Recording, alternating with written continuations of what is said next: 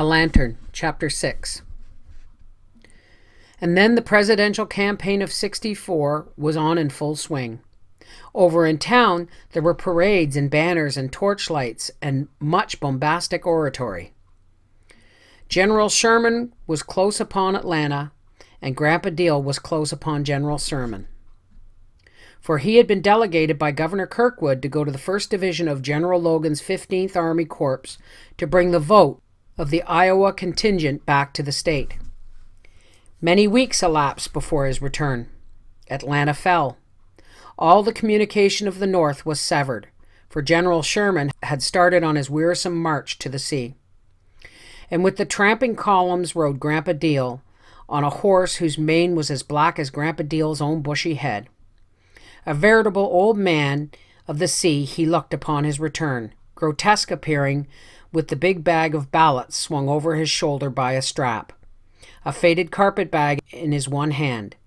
In the bag the government's pay to many of the Iowa boys.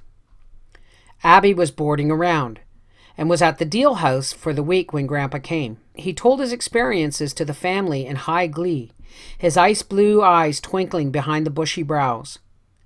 "I'd always throw the old bag down," he would relate with silent chuckles, "and give it a kick for extra measure, so nobody's to allow that there was any value to it. And all the time was $2,422 in its old insides." "Did you," Abby moistened dry red lips, "did you happen to see Will?" The chuckles died. Yes, he had seen Will, had in fact kept as close to Company B, 31st Iowa Regiment, as he consistently could. He had tried to make Will ride the horse a few times when he was exhausted. He sat around the campfire with him a few nights, when the boys sang and joked and told stories to keep up their spirits. Was the awfulest dense pitch pine smoke from them campfires you'd ever see. Boys used to kind of apologize to me about 'em being as how I was a sort of guest on the march. But I'd always tell 'em black smoke didn't interfere much with my complexion. In a few minutes he said soberly, "Will's been caught stealing." "Stealing?" A sharp pang of apprehension went through Abby. She and Grandma Deal turned to each other in mutual fright. "Yes, sir, stealing." Grandpa Deal's forehead was puckered in agony. "My boy stole?"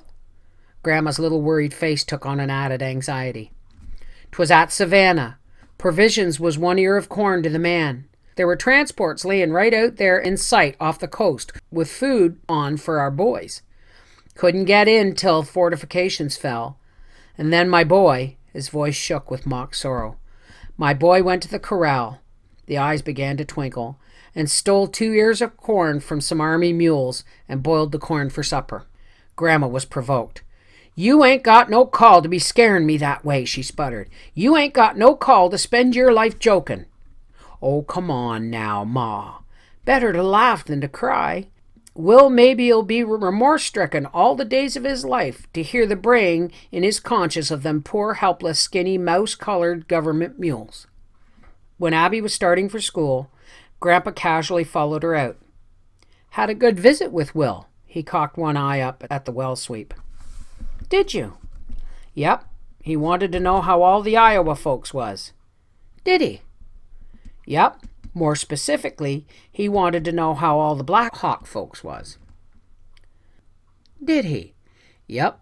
Collectively, he wanted to know how all the folks in our community was." "Did he?" "Yep. Individually, he wanted to know how you was." "Oh, did he?" "Yep. He says to me," Grandpa carelessly picked up a handful of snow and threw it at a rooster, "if I can recollect his words exact, they was, 'How's my Abby girl?'" Abby walked over the crusted snow in a maze of conflicting emotions. Behind the hard little stays of her waist, a burning letter from Ed Matthews and plans for her future.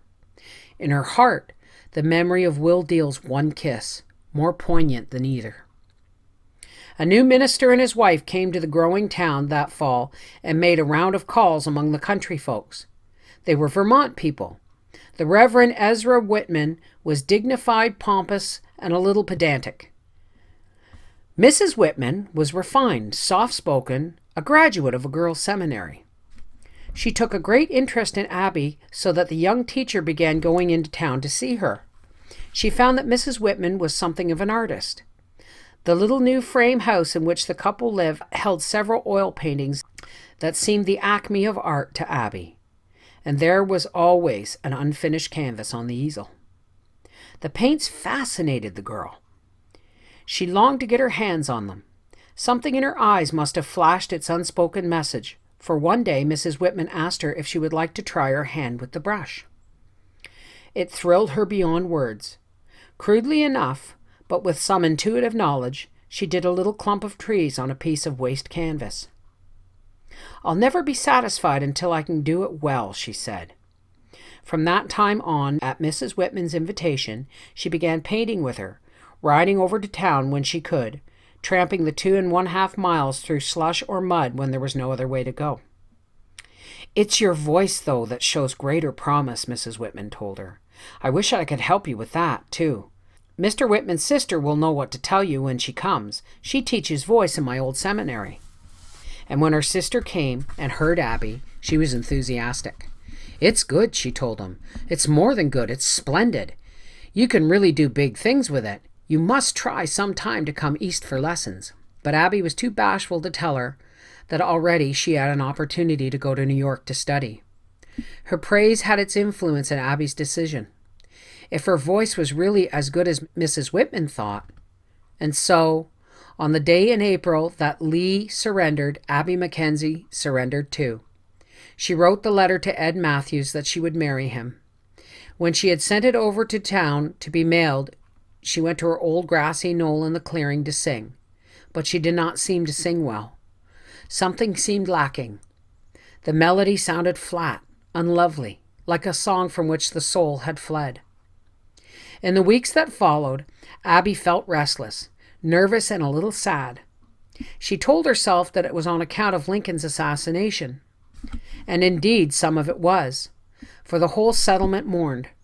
But not all of her mood was due to the president's tragic death. On a day in May, with the honey locusts all in bloom, she stood at the door of the schoolhouse and watched the train from the east shriek its way across Grandpa Deal's newly planted cornfields. She washed her blackboard, set her desk to rights, locked the schoolhouse, and started home. And quite suddenly, she saw someone coming down the lane. Abby stood still, her heart pounding tumultuously with the uncertainty of the figure's identity. The world was a lovely painting of sunshine, blue skies, honey locusts, bees on the blossoms, a palpitating, throbbing world of spring. Will Deal, in his blue soldier's suit, was coming towards her. She could not take her eyes from his face. He was smiling questioningly, a little quizzically, and with something that was infinitely more tender. He slipped the knapsack from his back and held out his arms. Swiftly, lightly, Abby went to him. "Oh, Will, don't let me do it." Abby began sobbing a little wildly, almost hysterically. For 2 years, Abby Mackenzie had not shed a tear, and now she was crying wildly in Will Deal's arms. Will held her close, smoothed her hair back from her creamy white forehead. "Do what, Abby girl?" He was all gentleness, all desirous of understanding. "Marry Ed Matthews." Will caught her fiercely, held her closer, kissed her red lips, laid his face to her cheek that was like Mayflower petals, and Abby thought of ships that had come home to the harbor. "I should say I won't. He could buy me in the draft, but he can't buy my Abby." "I was afraid all the time, Will." Will held her close, smoothed her red-brown hair. "Afraid of what, Abby girl?" "I don't know, just afraid." "You're not afraid with me." "Not with you, Will. Why is that?" "Because I love you, and you love me." "Yes, that's it, and I'm not afraid." "Of life with me, Abby girl?" "Not of anything, Will, with you." "And you'll always love me?" "Always, Will, in this life and the next." The afternoon sun rays lengthened across the fields. The honey locusts dropped in the lane. The bees made noisy forages into the hearts of the blossoms. Will and Abby lingered, all the melody of a life attune, all the heaven that they desired, there in the lane under the honey locusts.